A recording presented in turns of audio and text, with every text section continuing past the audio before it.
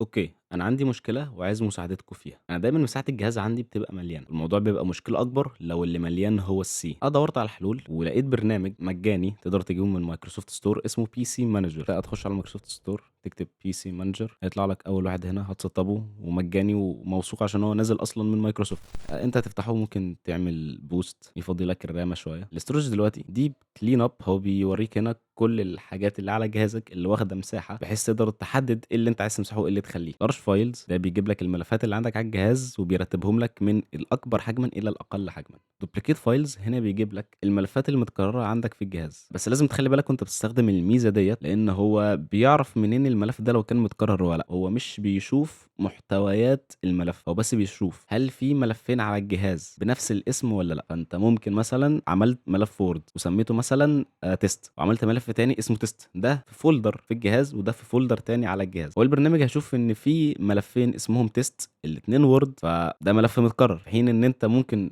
الtest الأولاني ده فيه محتويات معينة وtest تاني فيه محتويات معينة تانية، فأنت لازم تبقى مخلّي بالك وأنت بتستخدم الميزة ديّة. بس ده الحل اللي أنا لقيته الصراحة، فلو حد يعرف حل أحسن من ده يكتب لي تحت في الcomments.